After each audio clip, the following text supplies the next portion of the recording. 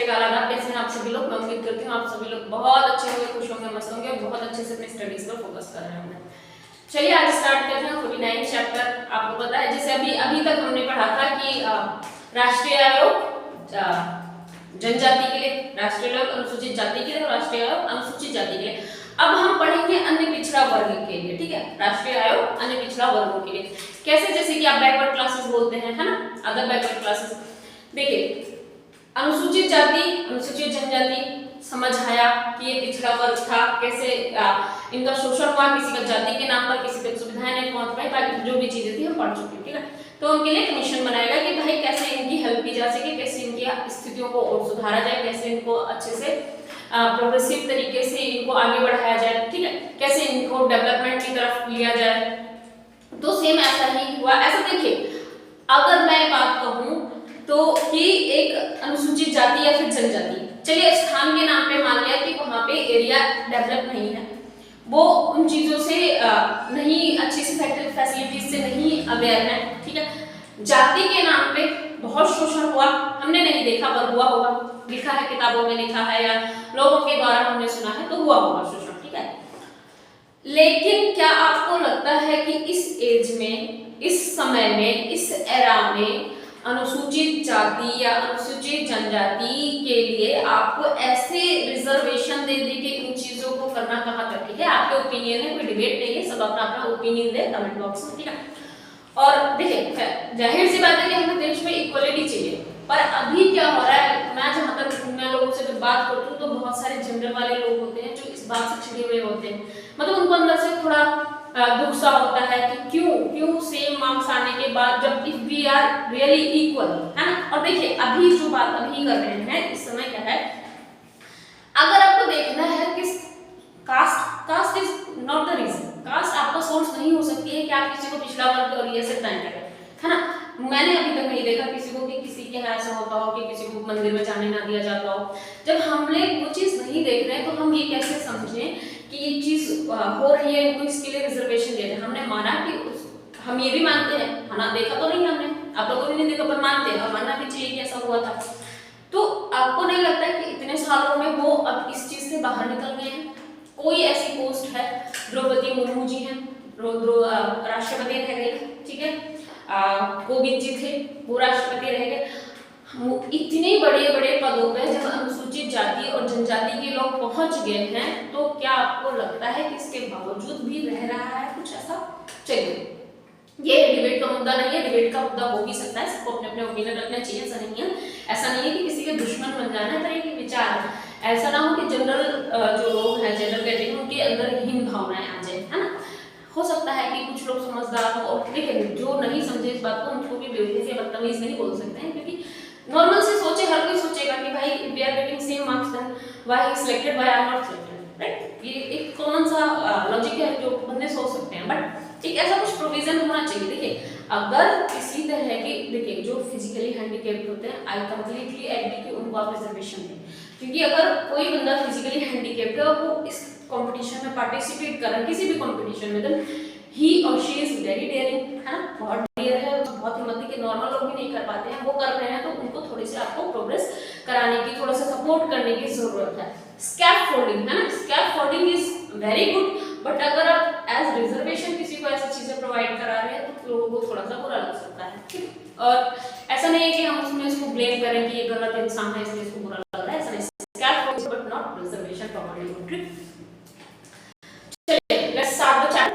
As we are studying about reservation, अगर अनुसूचित जाति या जनजाति के बारे में पढ़ रहे हैं तो रिजर्वेशन आपके मन में सबसे पहला ख्याल आता है मेरे हिसाब से, हाँ? If we are going to study about SC, ST और OBC, then we will first think like about what? About reservation, है?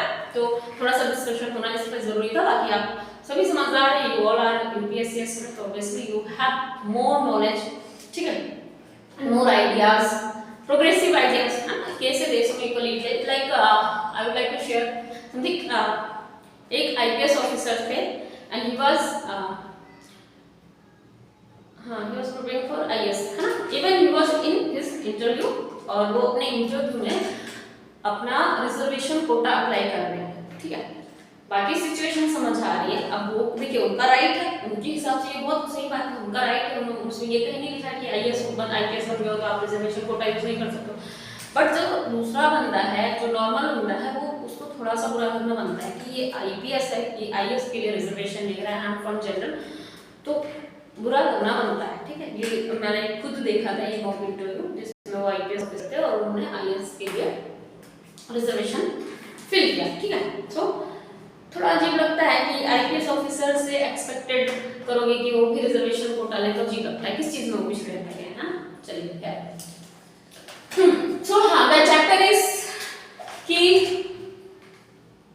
बैकवर्ड क्लासेस के लिए है ना, पिछड़े वर्ग के लिए कैसे बना। देखिए मंडल आयोग, ठीक है, मंडल आयोग 1992 की बात है। 1992 में क्या था, पिछड़े जातियों के लिए, पिछड़े वर्गों के लिए क्या किया गया, चाहे अनुसूचित जाति हैं, जनजाति हैं, उन पर विशेष ध्यान देने के लिए कुछ आयोग बनाए गए। ठीक है, फिर क्या हुआ, 1993 में उनको एक सेपरेट आयोग कर दिया गया। 102 संविधान संशोधन पढ़ा आपने, 103वां संविधान संशोधन आप पढ़ेंगे। इसमें आपको पता है कि कौन से अनुच्छेद की बात है, 238A, 238 और 230B। 38B किसके लिए होगा, आपके ओबीसी के लिए। ठीक है, देखिए 238 was for SC, 238A was for ST, and now we are going to study about 238B अनुच्छेद आर्टिकल। ठीक है, 238B it is for other backward classes। ठीक है, तो लेट्स स्टार्ट द चैप्टर। आपको पता है मंडल आयोग, reservation was for Mandal by Mandal आयोग, है ना, जो सरकार थी उसमें, है ना, और जो आयोग लाया, जो उसके अध्यक्ष थे, वो जो भी थे वो मंडल जी थे, है ना, तो इसी नाम पे उस आयोग का नाम क्या पड़ गया, मंडल आयोग। और ये मंडल आयोग से आपको सही बात समझ आएगी। ये मंडल आयोग इसलिए है कि लोगों के बढ़ोतरी के लिए, और कैसे लोगों की बढ़ोतरी के लिए, जिन्हें पिछड़ा माना जा रहा है समाज में, जिनका शोषण बहुत ज्यादा किया गया है समाज के द्वारा, उच्च वर्ग के द्वारा, है ना। हमने नहीं देखा, आपने भी नहीं देखा होगा, पर जो हमने पढ़ा है, जो हमने समझा है, अकबर, हुमायूं और मुगल शासकों को भी हमने नहीं देखा है, पर हम मानते हैं, जानते हैं, क्योंकि हमने पढ़ा हुआ है, राइट। तो उस हिसाब से अब हमसे सेम इसमें वही प्रोसीजर है कि जैसे आपने पढ़ा था एससी और एसटी के लिए ऑलमोस्ट उसी से मिलता जुलता ही है। तो 102वां जब संविधान संशोधन हुआ और उसके तहत 238 आर्टिकल जो है वो जोड़ा गया। ठीक है, 238 या 338, एक ही जैसे मैं 238 बोल रहा हूं, कोई करेक्शन नहीं करा आपने, क्यों, ध्यान नहीं है क्या आपका? चलिए, 102वां संविधान संशोधन पढ़ चुके हो, थोड़ा सा घर से भी पढ़ लिया करो ना, पेपर बहुत करीब है मेरे हिसाब से, है नहीं है? ठीक है, तो अनुच्छेद कौन सा लिखे हैं हमने यहाँ पे, 238 या 338? 238 4-5 बार बोल दिया, किसी में करेक्शन करने की जरूरत नहीं, कोई भी मैसेज ऐसा नहीं आया जिसमें बोला गया कि नहीं 338 ए या बी। ये हम अदर बैकवर्ड क्लासेस के बारे में पढ़ने जा रहे हैं, एससी और एसटी के बारे में नहीं पढ़ने जा रहे हैं। तो यहाँ क्या होना चाहिए, 238 बी। मंडल आयोग लिखने की जरूरत नहीं है कि कौन लाया था, मंडल आयोग, है ना, ये तो आपको दिमाग में पता ही होगा। आई थिंक 7वीं 8वीं क्लास में होंगे तभी से पता होगा, नहीं पता होगा तो आज मैंने फिर भी बता दिया एक बार, क्योंकि मैं तो ये मान के चलती हूँ कि भाई हमारे स्टूडेंट जो है वो एकदम जीरो। ठीक,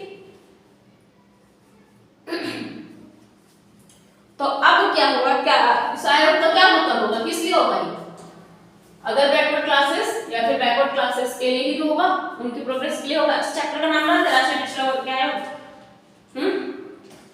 राष्ट्रीय पिछड़ा वर्ग आयोग। आज चैप्टर में क्या है, राष्ट्रीय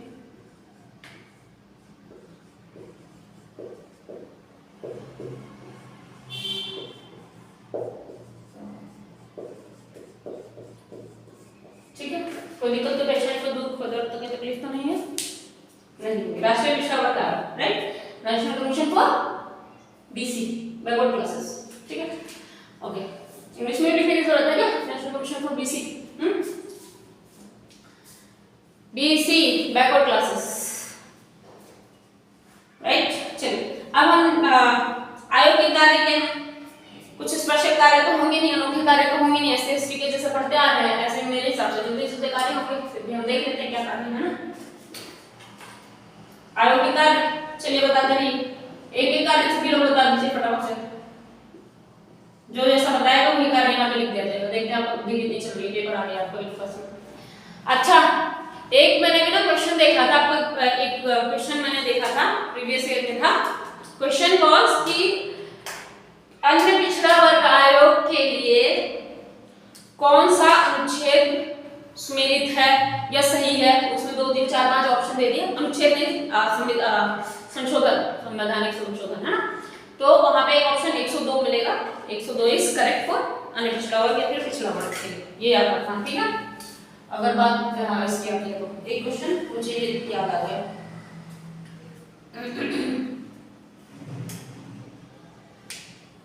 ठीक, तो आयोग के कार्य क्या है, यहाँ भी एससी और एसटी की बात नहीं हो रही है, अन्य पिछड़ा वर्ग की बात हो रही है। तो इनका कार्य क्या होगा, देखिए जो भी लोगों की बात हो रही है सीधे सीधे जो पहला दिमाग में आएगा कि उनका सामाजिक और शैक्षणिक स्तर सुधारा जाए, यानी उनको सोशली किसी तरह से भेदभाव या कमजोरी का सामना करना ना पड़े। Meanwhile OBCs didn't face untouchability, ये खाली एससी लोग जो वाले जाते हैं इस समय, उन्होंने ही अनटचेबिलिटी या फिर जितने भी लोग सुनते हैं कि उनको वेद पुराणों मंदिरों से दूर रखा जाता था, ये अभी तक जो हमने पढ़ा सुना मेरे हिसाब से एससी लोगों ने ही फेस किया था, ओबीसी या फिर ओबीसी ने नहीं फेस किया था ना। लेकिन सामाजिक स्तर हो सकता है कि सामाजिक स्तर ज्यादा स्टेबल ना हो, है ना, जो सरकार ने पाया, जो सरकार ने देखा उस हिसाब से। शैक्षणिक स्तर ज्यादा ना हो, ऐसा देखिए एक समय था जब हरियाणा में लड़कियों का अनुपात बेइंतहा कम था, ठीक है, हरियाणा में बेइंतहा कम था, लड़कियों का अनुपात 1000 पुरुषों पे जितनी महिलाएं होती हैं उनको उसको लिंग अनुपात बोला जाता है, ठीक है, जेंडर रेशियो है ना, या हाँ। तो gender is made by people and sex is made by biological, like sex is a biological thing, ये लिंग है, लड़का है या लड़की है। जेंडर जो लोगों ने बनाया, खुद बनाया कि लड़की है लड़का हो, ये सब इस तरह से बिहेव करना है लड़की को, ये सब समाज का बनाया हुआ है, ठीक है। तो जनरली क्या था कि लड़कियों की शिक्षा बहुत पीछे थी, पैदा होने नहीं दिया जाता, तो शिक्षा कहाँ से दी जाएगी। इन चीजों को डेवलप करना इज वेरी गुड और करना चाहिए, हर इंसान चाहेगा, वो किसी भी कास्ट का हो, नो मैटर, हर बंदा ये चाहेगा कि हर फील्ड में हर इंसान को शिक्षित होना चाहिए, चाहे वो किसी भी कास्ट का हो, चाहे वो किसी भी स्टेट का हो, चाहे वो किसी भी देश का हो। We all are willing to focus on our social equality. लेकिन साथ में ऐसा नहीं है कि आप वोट के नाम पे नावावेज की चुनाव चल रहे हैं, जात पात और फालतू की चीजें दुनिया भर की मिलेंगी, लेकिन आपको एक आंसर प्रॉपर नहीं मिल पाएगा, है ना। तो आपको यूपीएससी सिविल सर्विसेज इसीलिए क्रैक करना है ताकि आप वो चेंजेस ला सको जो कोई नहीं लाया। हालांकि ये इंटरव्यू तक की बातें होती है, इंटरव्यू के बाद शायद कोई इतना फोकस नहीं करता है, ठीक है, बट इंटरव्यू तक जाने के लिए लोग बहुत फोकस बातें करते हैं। I love diversity, I love ये, आई लव वो। Generally you always find that जब भी यूपीएससी एस्पिरेंट्स होते हैं और वो जब इंटरव्यू देते हैं तो एक रटाया सा आंसर है दैट आई लव डाइवर्सिटी, ठीक है, आई लव डाइवर्सिटी, कि मैं बहुत सारी फील्ड्स में बहुत लोगों की सेवा कर पाऊँ, बट बहुत ही कम आपने आईएएस या फिर आईपीएस ऑफिसर देखे होंगे जो लिटरली डाइवर्सिटी में बिलीव करते हो, लिटरली डाइवर्सिटी की जो उन्होंने बोला था उस हिसाब से वो कार्य करते हैं और लोगों को सुविधाएं उपलब्ध कराते हैं। वरना आईएएस ऑफिसर को आप इलेक्ट्रिसिटी के लिए मेल डालते रहो, कोई फायदा नहीं होता, रिप्लाई रिस्पॉन्स कुछ आना कोई जरूरी नहीं होता, जब तक आरटीआई सीधे as I am living at Noida Gautam Buddh Nagar, तो जब हमें कुछ करना होता है तो सीधे लखनऊ आरटीआई डलेगी, फिर उसके 4 दिन बाद रिस्पॉन्स आएगा, फिर ताम झाम होगा, तो बहुत सारी चीजें हैं। लेकिन ये देखिए एक आईएएस ऑफिसर अगर literally he is working, she is working, तो उसका जो एरिया जितना भी होगा उसे उसका एक एक चीज पता होगी कि किस लोकेशन पे नाली की सुविधा नहीं है, किस लोकेशन में पानी की सुविधा नहीं है, किस लोकेशन में लड़कियां सेफ ज्यादा नहीं है, किस लोकेशन में चोरियां ज्यादा होती हैं, उनको सब कुछ पता होना चाहिए। If you are really willing to love diversity, if you are really believe in diversity, you are willing to work for people, you want to serve the nation, then how you don't know कि किस जब आपका interview चल रहा था तब तो आपने बोला कि आई लव डाइवर्सिटी, मैं हर प्रकार से वहाँ पे लोगों की सेवा करने का मौका मिलता है। डॉक्टर बनूंगा तो सिर्फ मैं दवाई कर पाऊंगा, वकील बनूंगा तो मैं सिर्फ केस लड़ पाऊंगा, और आईएएस बनूंगा तो मैं बहुत सारे फील्ड में लोगों की सेवा कर पाऊंगा। और आप जब आईएएस ऑफिसर बन जाते हो तो आप ही की जुबान से ये बातें निकलती हैं कि इतना बड़ा क्षेत्र है, मैं इसका कैसे ध्यान रख सकता हूँ। IAS Tina Dali, she is the most hard working, what I got to know. Meanwhile मैंने कहाँ से जाना, सिर्फ न्यूज़पेपर या फिर यूट्यूब से जाना, बट वो वर्क करती हुई दिखाई जाती है और दिखाई पड़ती है, तो we can understand she is working. तो इतने आईएएस ऑफिसर, नहीं मैं ये नहीं बोलूँगी सब यूट्यूब पे आएंगे तभी हम मानेंगे, आपको ये बहस ना करने लग जाए कि अच्छा तो क्या सब यूट्यूब पर काम डालेंगे, नहीं ऐसा नहीं है। बट हर एरिया में आप जहाँ हो, जिस डिस्ट्रिक्ट में, वहाँ पे भी कोई एसडीएम डीएम है ना, तो उस डीएम को क्या आपको लगता है कि आपके यहाँ पे प्रॉपर चीजें हो रही है? नहीं हो रही ना, इसका मतलब डीएम कहीं ना कहीं आपके क्या कामचोर है ना, बंधे हुए हैं। वो नहीं कामचोर है तो उनके ऊपर से उनपे कुछ ऐसा प्रेशर है जिसे झेल नहीं पा रहे। लेकिन इंटरव्यू में भी तो ऐसे सवाल होते हैं ना, जब इंटरव्यू में सवाल होते हैं कि आपके पास मिनिस्टर की अप्रोच आएगी कि आपको ऐसा करना है, आपको ऐसा करना, तो वो इंटरव्यू भी डील कर लेते हैं, कितने अच्छे से कर लेते हैं, वो वहाँ से पास आउट हो जाते हैं, है ना, बहुत अच्छे मार्क्स से। इतना अच्छा उन्होंने बोला होता है कि मैं ऐसा कर लूँगा ऐसा, तो भाई उस चीज़ को अप्लाई करो ना प्रैक्टिकली। अब आप जब बन गए हो आईएएस ऑफिसर, जब आप दुनिया भर के ड्रामे दिखाओगे कि ऐसा होता है, नहीं भाई आपने डील किया, उस चीज़ से निकले हो, उस चीज़ को बता के समझा के यूपीएससी बोर्ड मेंबर्स को आपने समझा दिया कि हाउ यू विल डील, तो राइट नाउ आप क्यों नहीं कर पा रहे हो, है ना, ये फिर क्या है, मजाक सी बातें होती हैं, ठीक है। तो क्या है क्वेश्चन, तो ज्यादा डिस्कशन हो गया, फालतू बात हो गया, आपको लगेगा ऐसा टाइम वेस्ट कर दिया आपका, है ना। चलिए आगे बताने क्या है फिर, सामाजिक और शैक्षणिक योग्यता पर ध्यान देना, है ना, सामाजिक और शैक्षणिक स्तर को सुधारना, ये ज्यादा अच्छा सवाल है सुनने में, ठीक है। सामाजिक और शैक्षणिक स्तर को सुधारना,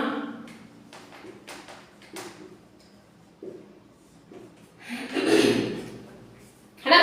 शिक्षा के स्तर को, यानी कि शिक्षा को आगे बढ़ जाए, हर व्यक्ति को शिक्षा मिले, राइट टू एजुकेशन, तो आपको पता ही चल चुका है ना, कितने क्लास में फिजिकली हैंडीकैप्ड है तो वो कितने साल तक फ्री एजुकेशन पा सकते हैं, जो नॉर्मल लोग हैं वो कितने साल तक फ्री एजुकेशन पा सकते हैं ना, काफी चीजें आपको मिली है लड़कियों को लेकर। कई लोग स्टेट में कुछ चीजें करते, कोई टैबलेट बांट रहा है, कोई साइकिल बांट रहा है, ठीक है, शिक्षा को ऊपर ले जाने के लिए। और अगर यहाँ के व्यक्ति जो हैं, जो इस वर्ग में व्यक्ति पाए जाते हैं, उनके लिए ही ये आयोग बना है, तो अगर उनकी किसी भी तरह की शिकायत होती है तो उन शिकायतों की जांच करना, ठीक है। वर्ग से संबंधित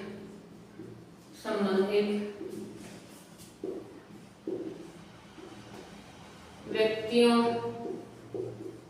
के शिकायतों की जांच करना। देखिए क्योंकि ये वर्ग स्पेशली इनके लिए बना है, तो जो इस वर्ग में व्यक्ति आ रहे होंगे उनके साथ अगर किसी भी प्रकार की दुर्घटना हुई है, किसी भी तरह का मिसबिहेव हुआ है, किसी भी तरह से उनको उनके अधिकारों से वंचित रखा गया है, उनके अधिकारों का हनन हुआ है, इन दैट सिचुएशन ये क्या करेगा, इस जो भी व्यक्ति इसकी शिकायत कराएगा उससे संबंधित वो क्या करेगा, शिकायतों की जांच करेगा। कौन करेगा भाई जांच? इसको जांच किससे जांच करा रहे हैं हम? राष्ट्रीय पिछड़ा वर्ग आयोग ही तो करेगा, या हम खुद करने लग जाएंगे जाके?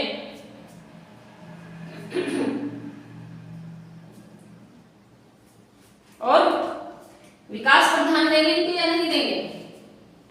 और भी देखिए शिक्षा और समाज तो हो गया, पर बाकी चीजें भी तो चाहिए होंगी, हैं? सड़कें अच्छी हो, नालियां अच्छी हो, पानी अच्छी हो, लाइट अच्छी हो, सुरक्षा हो, चोरी चकारी ना हो, लड़कियों के साथ कोई मिसबिहेव ना हो, बदतमीजी ना हो, छेड़छाड़ ना हो, तो ये सब क्या है? विकास संबंधी प्रगति का भी तो मूल्यांकन करेंगे या नहीं करेंगे, कि वहां पे विकास का स्टैंडर्ड है क्या, कहां तक है विकास, क्या चीजें वहां पे नहीं है, क्या चीजें हैं, ठीक है। तो विकास की प्रगति का मूल्यांकन करेंगे और वो मूल्यांकन करने के बाद भी वो समझ पाएंगे कि आगे क्या करना है।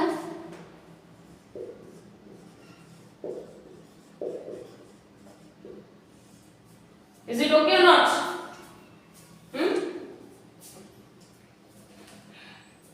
और कुछ नेक्स्ट कोई है जो बताएगा आगे टॉप पॉइंट्स?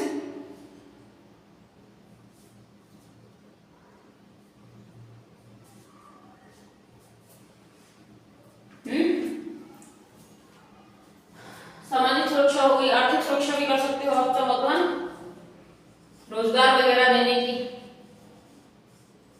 आर्थिक सुरक्षा और रोजगार सरकार का काम है ये देना, पर उनकी आर्थिक सुरक्षा या रोजगार में किसी तरह की अगर कोई बाधा डालता है उनको पिछड़ा वर्ग बोल के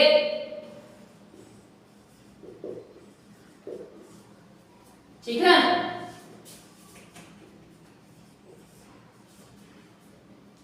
में बाधा डालने पर जांच करना है। देखिए आर्थिक सुरक्षा कौन मुहैया कराएगा, रोजगार कौन मुहैया कराएगा, हमें रोजगार नहीं मिल रहा है, पिछड़ा वर्ग तक कहां पहुंचे, है ना। बीएड कर रखी है, सीटेट क्वालिफाइड है, but there is no job. How there is no job, UP CTET UP super TET की अभी तक यूपी है, ठीक है। चलिए छोड़ो खैर। तो आर्थिक सुरक्षा या रोजगार तो सरकार बाधा देगी, लेकिन जब वो पहुंच गए हैं वहां तक उस जगह तक, ठीक है, चाहे अगर सरकार ने कोई स्कीम लगाई है कि भाई ये चीज मिलनी चाहिए और उनको कोई ये बात बोल के टाल देता है कि भाई तुम तो इस जाति को दूर हो, तुम्हें नहीं मिलेगा, ये इस तरह से कमजोर समझ के इनको हटा दिया जाता है, या शिक्षा के स्तर पे है या कि आर्थिक स्तर पे या रोजगार मिलना चाहिए तो उसकी जात को देख के कह देते हैं तुम रोजगार या तुम इस पिछड़ा वर्ग से आते हो या नहीं। तो जब ऐसी चीजें हमें फेस करनी पड़ेगी तो जाहिर सी बात है वो क्या करेंगे, अपनी शिकायतें लिखेंगे, शिकायतें लिखी जाएंगी तो जांच करी जाएगी। कौन करेगा, कमेटी जांच करेगी, कमीशन जांच करेगा। हाँ, अब हम पढ़ते हैं आयोग का प्रतिवेदन। आयोग का प्रतिवेदन इतना तो आप पहले ही जान चुके हैं और हम फिर से जान लेते हैं कि आयोग का प्रतिवेदन क्या है। आयोग क्या करता है, प्रतिवर्ष उसकी ड्यूटी है कि वो जो रिपोर्ट है उस रिपोर्ट को राष्ट्रपति के समक्ष प्रस्तुत करे, है ना। ये हम पहले भी पढ़ चुके हैं और हम फिर से पढ़ चुके हैं। राष्ट्रपति के समक्ष रिपोर्ट प्रस्तुत करेगा। कौन करेगा भाई, आयोग की बात है तो आयोग ही करेगा, बाद में से ये पूछने मतलब जाना कौन करेगा, ठीक है। और ऐसे में राष्ट्रपति क्या करेंगे, राष्ट्रपति उसको देखेंगे, पहले तो राष्ट्रपति को भी देखेंगे उस रिपोर्ट को, है ना, उनको देखना लाजमी है। उसके बाद क्या करते हैं, वो संसद के समक्ष प्रस्तुत भी करते हैं, ठीक है, क्योंकि ये सिर्फ उनका अकेले का डिसीजन नहीं है। जिस भी वर्ग की बात हो रही है, किसी राज्य से तो व्यक्ति होंगे तो उस राज्य में कोई एमपी एमएलए भी तो होगा, कोई मुख्यमंत्री राज्यपाल भी तो होंगे, तो उन लोगों को भी तो पता होना चाहिए कि उनके राज्य में कहाँ है, कहाँ तक क्या प्रोग्रेस हुई है या नहीं हुई है, वहाँ का डेवलपमेंट सही स्तर पर चल रहा है नहीं चल रहा है, कितनी चीजों के पिछाड़ है, वहाँ पे कहाँ तक पिछड़े हुए लोग हैं, कहाँ उनको आगे बढ़ाया जा सकता है। ये सारी चीजें उस राज्य का जो प्रतिनिधित्व कर रहा है, जिसके पास वास्तविक शक्तियां हैं, जिसके पास आधिकारिक शक्तियां हैं, उनको भी तो पता होना चाहिए।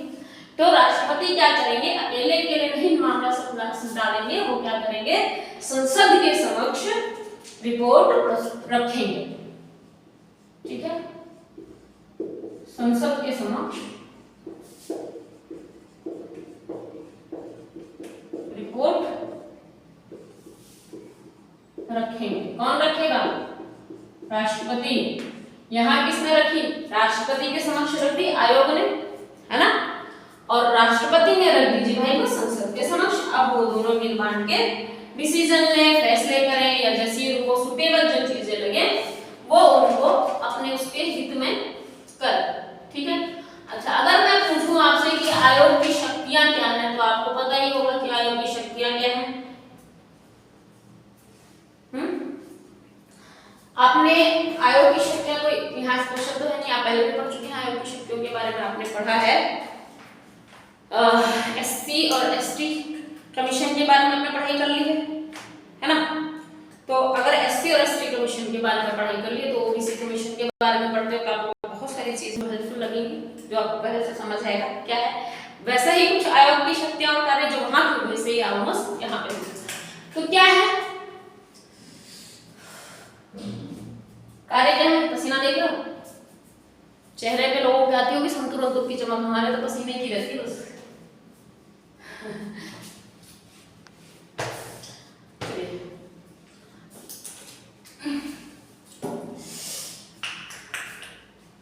क्या,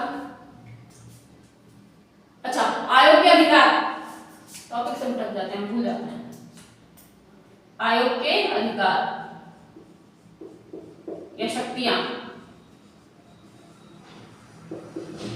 आपने पहले भी पढ़ा है, बहुत शक्ति पढ़ ली आपने, समन देने की शक्ति, है ना?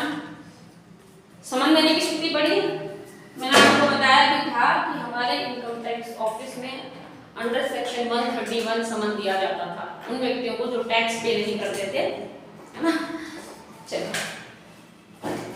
तो शक्तियां क्या है? अगर कोई मामला चल रहा है, इनके समक्ष कोई मामला चल रहा है, ठीक है, और उस मामले में इनको जरूरत है कि किसी व्यक्ति को यहाँ प्रस्तुत हो आयोग के समक्ष, या कि वो कुछ प्रूफ लाके प्रस्तुत करे, तो वो उनको समन कर सकता है, समन करके बुला सकता है उनको, ठीक है? तो समन भेजना इज द फर्स्ट शक्ति, समन भेजकर बुलाना।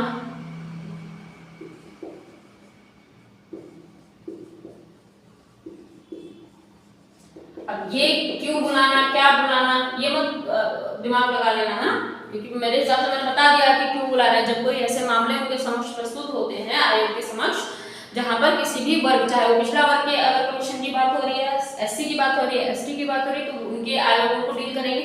अगर इस आयोग की बात हो रही है तो जाहिर सी बात है इसमें जो वर्ग, इस पिछड़ा वर्ग में जो व्यक्ति आ रहे हैं, अगर उनके साथ किसी तरह की कोई दिक्कत हुई है, उन्होंने कंप्लेंट लिखाई है और अब आयोग के पास वो बात आ गई है, वो जांच करेगा, वो पाएगा कि यहाँ पे कोई व्यक्ति बुलाने लायक है जिससे सवाल जवाब होंगे या जो भी चीजें हैं, तो वो अपने समक्ष प्रस्तुत होने के लिए क्या करेगा? समन भेजकर उसे बुला लेगा।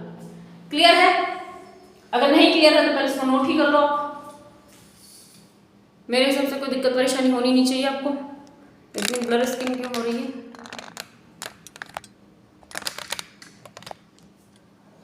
स्क्रीन बहुत ज्यादा ब्लर हो रही है।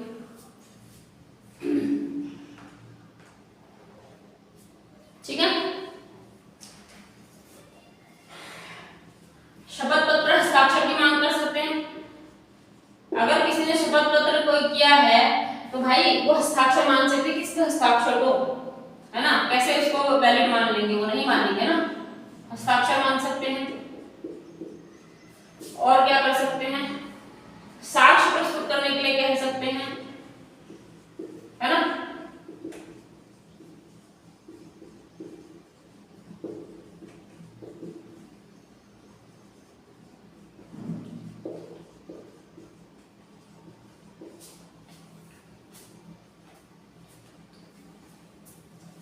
ठीक है, लिख लिया?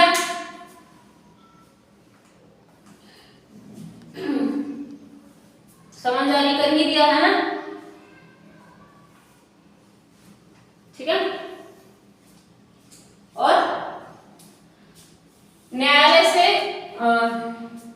देखिए, जैसे मान लो कि हम कुछ काम कर रहे हैं, ठीक है, और हमें वो काम बहुत ज्यादा ऑफिशियली करनी है। सपोज फॉर एग्जांपल, मैं एक एग्जांपल देती हूँ। अगर हम जैसे मैं इनकम टैक्स ऑफिस में काम करती थी, अभी तो मैंने कई महीने से छोड़ रखी है, तो जब मान लीजिए किसी टैक्स पेयर ने टैक्स नहीं दिया, उनको नोटिस दिया गया, उनको एससीएम दिया गया, उनको उस पर रिप्लाई नहीं किया, तो उनके लिए आईडीपी बनाएगी, आईडीपी पे भी रिस्पॉन्स नहीं किया, आपका ऑर्डर हो गया। तो जो ये चीजें टैक्स पेयर के साथ करी गई, जो भेजे गए नोटिस, अपने आप से कोई आईआरएस रहते हैं, इंडियन रेवेन्यू सर्विसेज, है ना, या फिर उनसे बड़ी कमिश्नर ऑफ इनकम टैक्स, है ना, तो ये इतनी बड़ी पोस्ट है, लेकिन फिर भी अपनी इच्छा अनुसार थोड़ी उन्होंने 21 भेज 141 का नोटिस भेज दिया, 136 भेज दिया, सपोज भेज दिया, आईडीपी बना लिया, ऑर्डर नहीं। उन्होंने, उनके पास एक गाइडलाइन होती है जिसे बोला जाता है,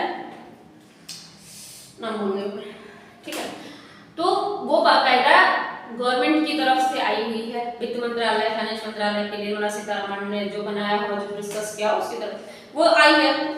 उसमें जो लिखा है उसको वो चीज फॉलो करते हैं कि उसमें अगर लिखा है इसको ऐसा करेंगे, ऐसा करेंगे, ऐसा, वरना क्या है, लोग पूछ भी सकते हैं कि आपने ये किसके तहत किया, कैसे आपने एडिशन कर दी, कैसे आपने नोटिस में दी, ये सारी चीजें सवाल कर सकते हैं। जनता से ज्यादा हक तो किसी के पास है ही नहीं, जनता से ज्यादा अधिकार तो किसी के पास संसार में है ही नहीं, है ना? चाहे वो कितनी बड़ी लोकतंत्र है देश में, तो मैं यहाँ पे वो तानाशाही और सैनिक शासन की बात नहीं कर रही हूँ, लोकतंत्र की बात कर रही हूँ। तो वहाँ पे जनता से बड़ा कोई नहीं है ना, for the people by the people of the people, जनता की सरकार, सरकार जनता के लिए, जनता के द्वारा, हमने रट के रखा हुआ है ना, बचपन से ही रटा हुआ है। तो वो जाहिर सी बात है क्वेश्चन करेगी। तो ऐसे में उनके पास क्या होता है, एक गाइडलाइन होती है, एक रूल बुक होती है, इवन एक्ट होते हैं जिसमें लिखा होता है कि किस तरह के, तो ये सब चीजें देख के वो करते हैं कि इक्वल को कोई क्वेश्चन हो जाए तो उनके पास ये चीज होनी चाहिए। सेम ऐसी ही सिचुएशन इनके पास होती है। तो आयोग के पास एक अधिकार होता है कि वो सार्वजनिक न्यायालय है आपका या फिर न्यायालय है जिसकी भी बात करें हम, तो उन न्यायालयों से वो क्या कर सकते हैं, वो वहां के सार्वजनिक अभिलेख की मांग कर सकते हैं। ठीक है, एक सेकंड।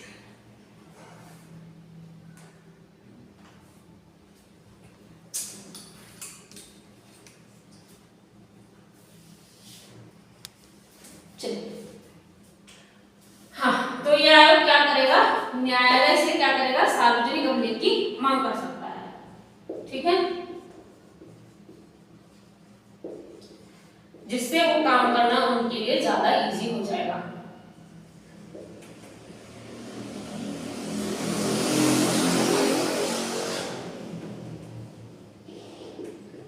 देखिए अनुच्छेद इसमें आपको ज्यादा कुछ याद करने नहीं है। संशोधन आपको एक ही पता है, 102वां संविधान संशोधन, अनुच्छेद आपको 338 भी पता ही है ना। कब हुआ 102वां संविधान संशोधन, ठीक है, 193 में ये आयोग बन गया था। ठीक है,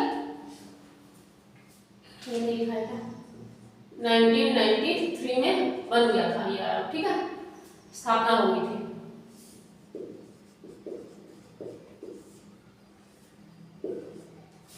कुछ बेसिक सी चीजें याद करनी है। 102वां संविधान संशोधन के तहत हुआ, 338 बी अनुच्छेद के तहत आता है, 1993 में ये बना था।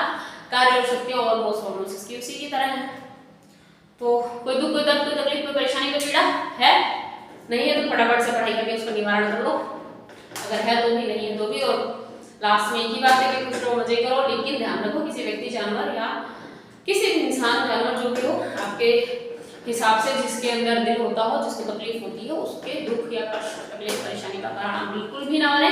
कोशिश करें जितना किसी की मदद कर सकते हैं, कार्य नहीं कर सकते तो मदद के लायक करें। ठीक है, चलिए खुश रहिए, मजे करिए, बहुत अच्छे से पढ़ाई करें। Thank you.